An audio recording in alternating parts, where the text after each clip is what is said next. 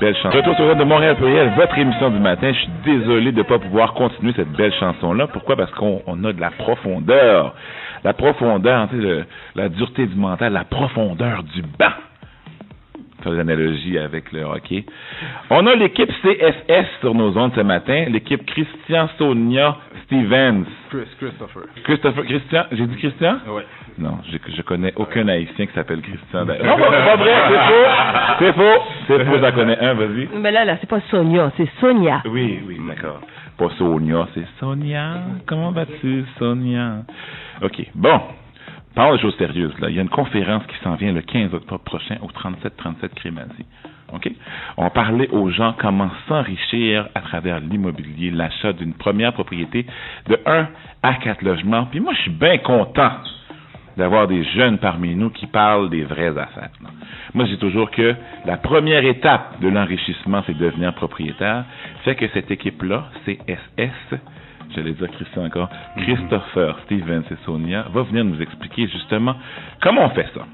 Acheter une première propriété et pourquoi c'est fondamental d'être propriétaire. Le micro est à vous, je vous écoute, messieurs, dames. Pourquoi c'est fondamental d'être propriétaire? On se rapproche du micro. Oh, excuse-moi. Pourquoi c'est fondamental d'être propriétaire? Parce que c'est le départ, c'est vraiment à partir de là qu'on est en tant que propriétaire, d'avoir sa première hypothèque, de devenir aussi, d'avoir les possibilités qui s'ouvrent à nous, autant au point de vue hypothécaire, mais surtout aussi pour pouvoir partir d'une propriété, en avoir de multiples d'autres aussi. Il y a beaucoup de gens qui me parlent de ça, justement, avoir de multiples propriétés. Les gens comme calculent ça en portes, j'ai 20 portes, j'ai 40 portes, j'ai 200 portes. Ça existe vraiment, ça, des gens qui deviennent propriétaires de parcs immobiliers. On va dire, ils ont leur maison à eux, ils ont une autre maison à revenus, et ils s'arrêtent pas là, ils continuent à acheter puis ils bâtissent des parcs immobiliers. Il y a vraiment des gens qui font ça. Tout à fait. Il y en a même qui partent de zéro. La beauté de la chose, c'est qu'il y en a qui partent de zéro. En dedans de 5 ans, 7 ans, ils partent de zéro à 150 portes. Aïe. Des fois, c'est des gens qui le font tout seuls, mais des fois aussi, c'est des équipes, c'est des groupes d'investisseurs qui se mettent ensemble pour pouvoir acquérir plusieurs, justement, bâtisses immobilières avec des multiples portes encore. Souvent, notre communauté, malheureusement, nous en retard. OK? Est-ce que c'est le cas au niveau de devenir propriétaire des parcs immobiliers?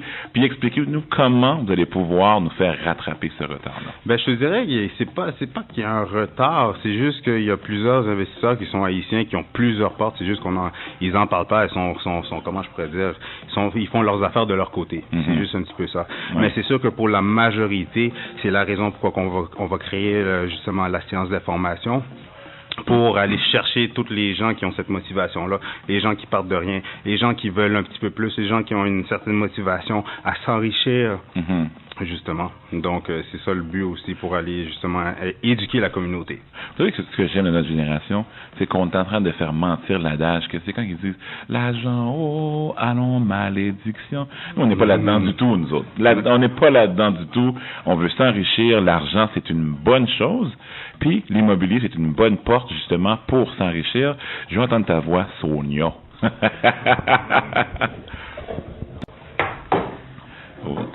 Donc. Moi, je ne veux pas vendre le punch. OK. La séance d'information qui va avoir lieu le 15 octobre, c'est une première à travers un volet de séances qu'on va avoir. Il va en avoir une par mois.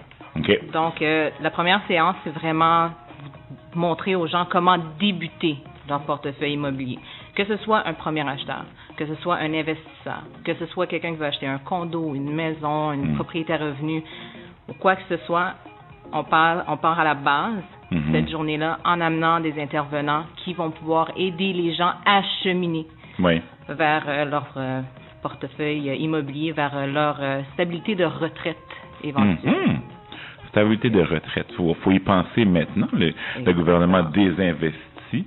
En plus qu'il a augmenté l'âge de la retraite à 67 ans, il bonifie les REER parce que, justement, il veut que, individuellement, on prenne en main notre retraite. Et vous pensez que l'immobilier est une bonne porte pour, justement, gérer sa retraite? J'en suis sûre. OK. En ayant rencontré plusieurs clients qui font des investissements, ils ont pu me démontrer aussi que on a des courtiers, disons. Si on va prendre des courtiers en exemple, qu'ils ont plusieurs propriétés à revenus et qui vivent à travers ces revenus-là, qui comptent vivre à travers ces revenus-là une fois qu'ils vont délaisser l'immobilier. Okay. Donc, déjà là, en partant, ça nous donne un bon exemple. Moi, ce que je trouve intéressant, c'est que j'ai toujours observé que auprès des communautés grecques ou italiennes, ce qui était intéressant, c'est que au mariage, les jeunes, quand ils se mariaient, leurs parents leur léguaient un immeuble, un appartement. Ce qu'on ne retrouve pas au sein de la communauté noire, par exemple. Est-ce que l'immobilier devrait intéresser les jeunes? Est-ce que c'est une première des choses? Parce qu'on parle beaucoup d'entrepreneuriat. Est-ce que ça fait partie d'une facette de l'entrepreneuriat, s'investir dans l'immobilier? Est-ce que vous courtisez cette clientèle? Tout à fait, mais en même temps, sans trop donner d'informations encore, c'est toute une question aussi de le plus tôt qu'on s'embarque dans l'investissement. C'est comme avoir c'est drôle, hier j'étais dans une réunion, puis un des planificateurs financiers disait, c'est comme avoir un cochon à 4 trous. Dans le fond, tu as un trou pour l'investissement, un trou pour les dons, un trou pour justement la retraite, mais la partie investissement, c'est ça qu'on va toucher. Puis surtout le plus tôt qu'on peut investir là-dedans, qu'on a un certain roulement qui se fait continuellement jusqu'à l'indépendance financière. Moi, j'ai une parole pour ça, un proverbe haïtien. Pourtant, on dit que la capitale haïtienne est pauvre, tout ça, mais pourtant, il y a des proverbes tellement riches. Qui dit c'est graisse cochon qui cuit de cochon. Tu achètes la première propriété et elle te permet d'acheter la deuxième sans vendre le punch. Et ensuite, c'est graisse cochon qui vient à cuit de cochon. Ou pas obligé de mettre l'huile encore. Graisse là à cuit de lit. Pour faire suivre à ce que Christophe disait tantôt, oui. Moi, au fil des années, à force de faire des inspections, j'ai remarqué que la communauté a beaucoup d'argent. Contrairement à ce qu'on pense. Je pense que c'est plus une question d'éducation. Comme on a posé la question tantôt, les jeunes ne sont pas intéressés à investir dans l'immobilier, tandis que leurs parents, eux autres, comme Christophe disait, en cachette, ils investissent tout seuls dans leur petit coin. Le but justement de cette présentation-là, de cette soirée d'information, c'est d'essayer de rassembler le maximum de personnes, de gens, surtout des jeunes. On veut aussi des investisseurs, mais beaucoup de la jeunesse, pour leur montrer, c'est pas uniquement gaspiller son argent, voyager, acheter des belles autos, c'est vraiment investir dans l'immobilier. Parce que nos parents aussi, des fois, ils veulent pas nous déléguer ça parce qu'on démontre aucun intérêt. Mais je parle pas pour moi ou bien mes associés, mais plus... On en connaît tous. On en connaît tous, exactement. On préfère prendre l'argent, faire autre chose. Regarde, j'ai fait des erreurs, tout le monde a fait des erreurs, mais on est là pour ça, pour rassembler les jeunes, pour leur montrer, pour les éduquer par rapport à tout ce qui est l'investissement immobilier. Moi, je capote en ce moment parce que je dis toujours aux gens qu'on va dans de loi parce que j'ai jamais vu autant de jeunes penser à faire, pas seulement penser, mais passer de la parole aux actes, faire des conférences, faire des séminaires, faire des activités, s'impliquer, engage avec la communauté, justement, et parler d'enrichissement, prendre leur place, puis tout ça.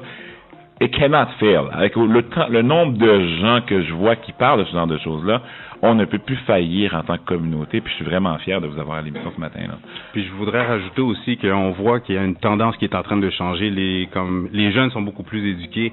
C'est sûr qu'on fait tous des filets de jeunesse, mais en même temps, on peut voir que justement, on est dans la trentaine, on est un groupe dans la trentaine. Notre génération, celle en haut et celle un petit peu en bas aussi, on voit que tout le monde veut avancer, veulent plus. On veut plus que ce que nos parents nous ont donné, puis c'est sûr qu'on est influencé par les Américains, et etc. Puis on voit aussi les autres communautés qui se tiennent ensemble. Puis le but de faire les séminaires, les conférences, puis les séances d'information, c'est vraiment pour essayer d'aller regrouper notre communauté ensemble, qu'on puisse avancer ensemble, justement, aller chercher ceux qui partent de rien, mais aussi les investisseurs, les businessmen, les entrepreneurs, tous les mondes qui ont les gens de carrière de notre communauté, si on pourrait juste se mettre ensemble, puis justement essayer d'avancer dans un seul et unique but, justement, pour aller plus loin tous ensemble.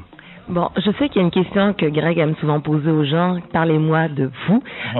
Au début, moi, j'ai peut-être manqué la question parce que bon, il y a DJ V là qui me distrait. Là. Mais j'aimerais savoir qui vous êtes. Tu sais, êtes-vous bien placé pour parler de l'immobilier? Avez-vous fait faillite? C'est une bonne chose aussi parce que Donald Trump, il a du succès, mais il a fait combien de faillites et c'est ce qui fait qu'il est crédible. Je veux dire. Mais vous, qui vous êtes? Oui, franchement, j'ai comme passé à côté vraiment. Qui est l'équipe CSS? Parlez-nous de vous.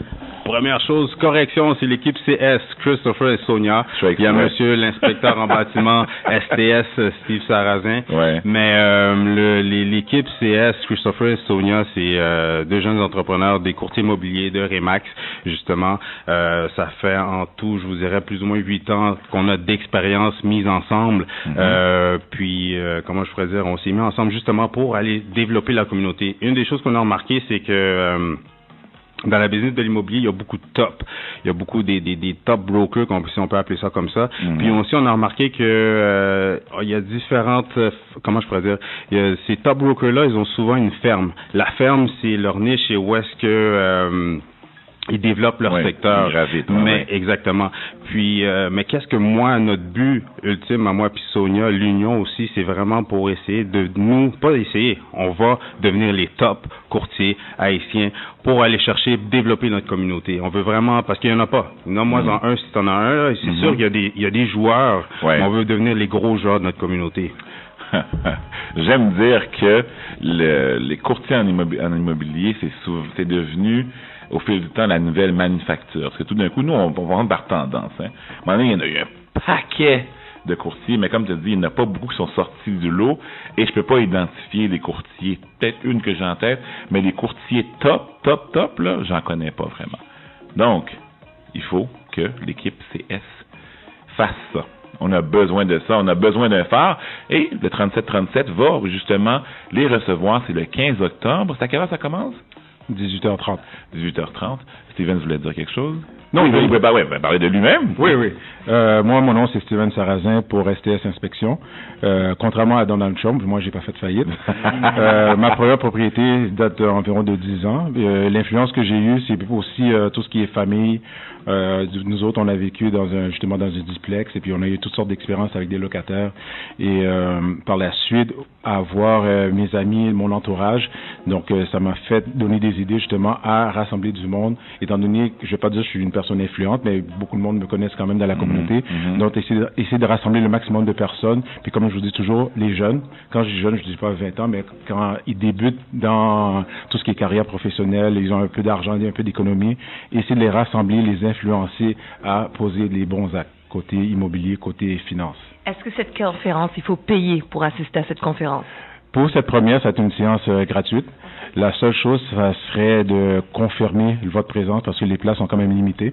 Il va y avoir plusieurs intervenants, dont Christopher et Sonia côté immobilier. Il va y avoir aussi Myriam Fréchette, courtier hypothécaire. Il y a Greg Excellent, justement, qui va être là comme planificateur financier. Alain Nicolas César comme courtier en assurance et moi, Steven Sarrazin, pour inspecteur en bâtiment. On peut vous trouver sur les réseaux sociaux? Oh oui, même partout. Adresse www.facebook.com/STS-inspection ou stsinspection.com et sur le site aussi la page Facebook de Christopher et Sonia. On a la page Facebook, faites juste votre search pour l'équipe Chris et Sonia sur Facebook ou Sonia Trudel, courtier immobilier sur Facebook aussi. Vous avez aussi Christopher Salador sur Facebook aussi. Et c'est vraiment un bon déplacement, pas parce que je fais partie de cette équipe-là, mais parce qu'on a la chance d'avoir des professionnels qui nous dévouent leur temps, leur énergie, gratuitement. Et souvent, comme on n'aime pas, comment je pourrais dire ça, on donne pas la valeur à qu'est-ce qu'on nous aime mais on donne pas la valeur à qu'est-ce qui est gratuit. Là, c'est une première, c'est gratuit. Venez vous informer, venez comprendre comment ça fonctionne, puis comment que l'immobilier est le premier pas vers l'enrichissement. Surtout maintenant, là. Je vais le dire rapidement parce que on me presse pour faire une pause publicitaire. Maintenant, écoutez, là, il n'y a jamais eu une époque que les taux d'intérêt étaient aussi bas. Moi, je me souviens, première maison en 1986, mes parents payaient 20% de taux d'intérêt. 20! Là, je sais plus, moi il est là qu'à 2,92, je sais plus à combien qu'il est actuellement, mais il est bas. Et ça, ce genre de conditions-là, de possibilités d'enrichissement, si vous manquez ça, genre d'anecdote, vous allez dire, manquez à vos petits-enfants, manquez d'échouer, ben ça passe le grand-papa. Ben, les taux d'intérêt étaient à 1 puis 2%, puis j'ai rien fait, moi, de chita m'bafagne. C'est une opportunité historique, mes amis. Steven, c'est le mot de la fin. Vends-nous ça, là, vite. La raison pour laquelle il y aurait un inspecteur en bâtiment aussi, c'est surtout pour expliquer aux investisseurs, quand on visite une maison à revenus, un autre œil de regarder la maison. Ouais. Donc ça va être pas vraiment vice caché, mais plus qui est plutôt vice apparent, des choses que avant de faire appel à un inspecteur, des choses que l'investisseur peut regarder. Donc c'est un rendez-vous le 15 octobre à 18h30 au 3737 Crémazie. Et pourquoi au 3737? C'est un point central pour rassembler le maximum de personnes. Oui, c'est le siège où comment je veux dire ça? On change les paradigmes économiques. On a une façon de penser avant au niveau économie, on a une nouvelle façon de penser et c'est bon. L'argent, c'est une bénédiction. On va faire une pause publicitaire. Merci beaucoup d'être venu. C'est dommage qu'on n'a pas plus de temps. C'est à nous de remercier de nous avoir accueillis. Écoute, accueillis, voyons. Bon, vous êtes chez vous ici, c'est votre micro. Pause publicitaire, on vous revient sous peu avec DJ Vern. On a fait musique, on parle 60 ans du compas. On se fait plaisir.